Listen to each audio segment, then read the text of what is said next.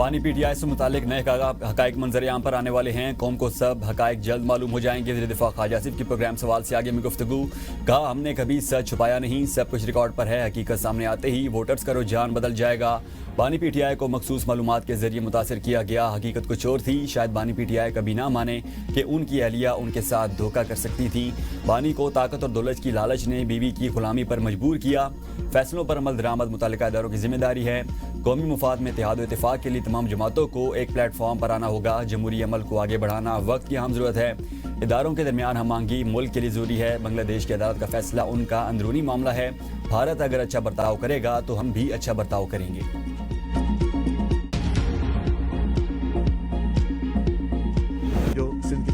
Peoples party اور M Q M میں ٹھن گئی. بلدیاتی نظام کے معاملے پر دونوں جماعتوں نے آستینیں چڑھا لی. ایم کیو ایم کی سندھ میں نیا صوبہ بنانے کی دھمکی. تقسیم ناممکن ہے. پیپلز پارٹی کا رد عمل. ایم کیو ایم رہنما اور وفاقی وزیر مصطفیٰ کمال کہتے ہیں پیپلز پارٹی نے بلدیاتی نظام کے بل پر بات نہ کی تو 18ویں ترمیم بھی ختم ہو جائے گی. سندھ میں صوبے بھی بنے گا. آئندہ مہینوں میں بلدیاتی نظام سے متعلق ترمیم آئے گی اور منظور بھی ہوگی. کراچی دودھ دینے والی گائے ہے, اسے چارہ نہیں دو گے تو یہ کیسے چلے گا. سندھ کے سینئر وزیر شبیر ممن نے مصطفیٰ کمال کو بھرپور جواب دیتے ہوئے کہا سندھ کی تقسیم مشکل ہی نہیں ناممکن ہے. سندھ کوئی کیک نہیں کہ آپ کاٹیں اور کھا جائیں. یہ جن بلدیاتی انتخابات کا ذکر کر رہے ہیں انہوں نے زمینی حقائق دے کر بائیکاٹ کیا. انہیں پتا تھا بلدیاتی انتخابات لڑیں گے تو شکست ہوگی. وہ چاہتے ہیں ہم جذباتی جواب دیں اور ان کی سیاست چلتی رہے. ایم کیو ایم الزام تراشی سے اپنی مردہ سیاست میں جان ڈالنا چاہتی ہے. متحدہ لسانی اور الزام تراشی کی سیاست چھوڑ دے.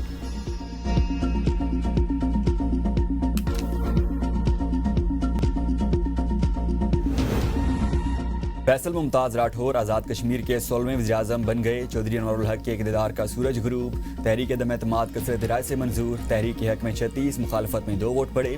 قانون ساز اسمبلی کی موجودہ ٹرم میں فیصل راٹھور چوتھے وزیر اعظم ہیں. نئے وزیر اعظم کی تقریب حلف برداری آج ایوان صدر میں ہوگی. علالت کے باعث صدر آزاد کشمیر بیرسٹر سلطان محمود نئے وزیر اعظم سے حلف نہیں لیں گے. اسپیکر آزاد کشمیر اسمبلی چودھری لطیف اکبر نئے وزیر اعظم سے حلف لیں گے. قانون ساز اسمبلی میں اراکین کی تعداد 44 اراکین حاضر ہوئے. ووٹنگ کے دوران 36 اراکین نے فیصل ممتاز کے حق میں ووٹ دیا. نون لیگ ووٹ دینے کے بعد اپوزیشن بینچز میں بیٹھے گی.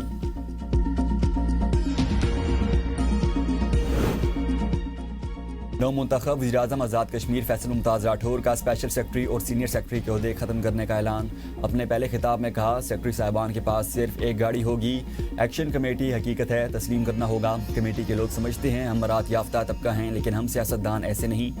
ان کو کچھ معاملات جینون ہیں, کچھ خواہشات ہیں. مہاجری نشستوں سے متعلق ان سے بات کریں گے. محکمہ تعلیم کی ٹیکنیکل اسامیوں کو محکمہ تعلیم میں ضم کیا جائے گا.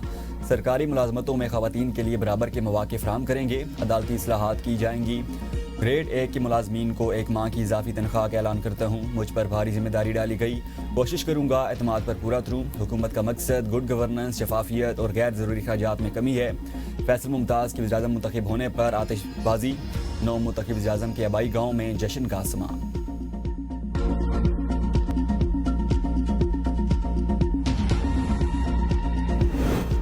جمہوری اور آئینی ڈھانچے کو نقصان پہنچایا گیا. 1000 مرتبہ یہ بات کہی میرا استعفیٰ لیجیے. جانے کا ارادہ 6 ماہ پہلے کر لیا تھا.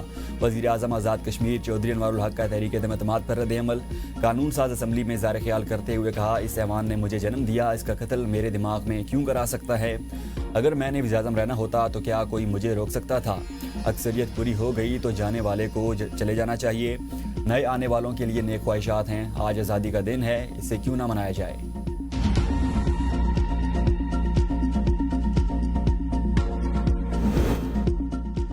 اٹھائیسویں آئینی ترمیم اپریل سے پہلے آئے گی. وزیر اعظم کے مشیر سینیٹر رانا ثناءاللہ نے میڈیا سے گفتگو میں کہا ترمیم local bodies, N F C اور صحت سے متعلق ہوگی. 28ویں ترمیم عوامی ایشوز پر ہے.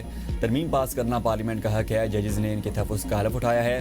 ایک جج کو یہ زیب نہیں دیتا کہ وہ خود کو سیاسی احتجاج میں ملوث کرے. جن لوگوں نے استعفے دیے ہیں ان کے ذاتی مقاصد ہیں. یہ کہتے تھے ٹرمپ آئے گا اور عاصم منیر کو سمندر میں پھینک دے گا. ٹرمپ ان کے گیت گاتا ہے.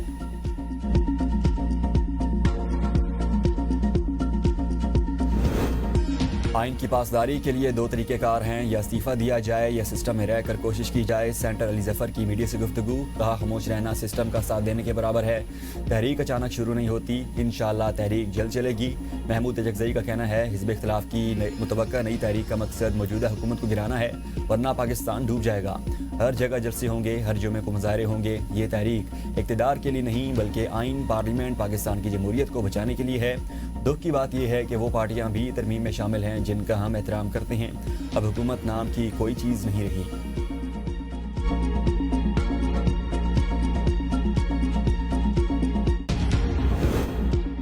وزیراعظم شہباز شریف کا کراچی سرکولر ریلوے کی جلد بحالی کا اعلان۔ کراچی کینٹ اسٹیشن کی اپ گریڈیشن کے افتتاح کی تقریب سے خطاب کرتے ہوئے کہا، کراچی سرکولر ریلوے شہر کی ضرورت ہے، اس بارے میں ہر جگہ بات کی ہے۔ اسلام آباد، تہران اور استنبول ریلوے روٹ سے معیشت کو 4 چاند لگیں گے۔ محکمہ ریلوے نے شالیمار کو آؤٹ سورسنگ سے نیا بنا دیا۔ شالیمار ٹرین کی صفائی کراچی ویسٹ مینجمنٹ کی ذمہ داری ہے۔ کراچی کینٹ اسٹیشن کی اپ گریڈیشن دیکھ کر بہت خوشی ہوئی۔ پاکستان ریلوے کے صوبوں کے ساتھ اشتراک کے مثبت نتائج سامنے آئیں گے۔ پارٹنرشپ کا دائرہ کار بلوچستان اور خیبر پختونخوا حکومتوں کے ساتھ بھی بڑھایا جائے۔ وفاقی حکومت سندھ حکومت کے ساتھ ہے۔ تھرکول کی ٹرانسپورٹیشن کے لیے وفاق اور سندھ حکومت کا اشتراک ہے۔ قوم درکار ہیں وہ فوری طور پر فراہم کیے جائیں۔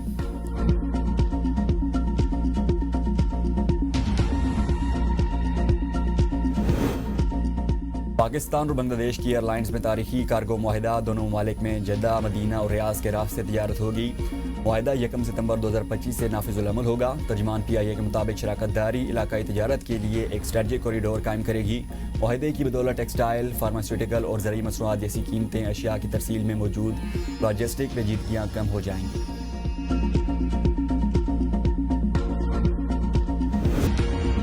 انسانیت کے خلاف جرائم ثابت۔ بنگلہ دیش کے بانی شیخ مجیب کی بھارت نواز بیٹی شیخ حسینہ واجد کو سزائے موت سنا دی گئی۔ جسٹس غلام مرتضیٰ کی سربراہی میں 3 رکنی ٹریبیونل نے سابق وزیر اعظم کو مجرم قرار دے دیا۔ شیخ حسینہ واجد کو 3 الزامات کے تحت عمر قید کی سزا بھی سنائی گئی۔ عدالت میں جذباتی مناظر، لواحقین کی آنکھیں نم، تالیاں بجا کر فیصلے کا خیر مقدم کیا۔ سابق وزیر داخلہ اسد الزمان کو بھی سزائے موت سنا دی گئی۔ ریاست سے تعاون پر سابق IG عبداللہ مامون کی سزائے موت 5 برس قید میں تبدیل۔ اقوام متحدہ کے تفتیشکاروں کے مطابق گزشتہ سال موسم گرما میں مظاہروں کے دوران 1400 افراد ہلاک ہوئے تھے۔ سابق وزیر اعظم پر الزام ہے وہ سینکڑوں مظاہرین کے ہلاکتوں کی ماسٹر مائنڈ ہیں۔ شیخ حسینہ واجد اور ان کی جماعت عوامی لیگ ان الزامات کی تردید کرتے ہیں۔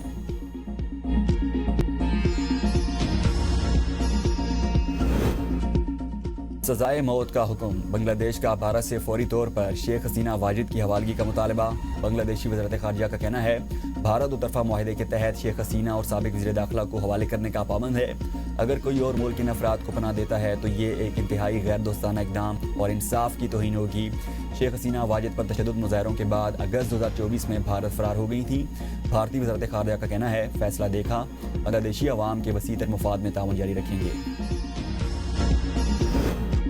نیشنل سٹیزن پارٹی بنگلہ دیش کا شیخ حسینہ واجد کی سزائے موت کا خیر مقدم۔ کنوینر ناہید اسلام نے شیخ حسینہ کی واپسی اور عدالتی فیصلے پر 1 ماہ کے اندر عمل درآمد کا مطالبہ کر دیا۔ پریس کانفرنس میں کہا یہ فیصلہ ملک کی عدالتی تاریخ میں سنگ میل ثابت ہوگا۔ جس دن یہ فیصلہ نافذ ہو جائے گا ہم مکمل طور پر تب مطمئن ہوں گے۔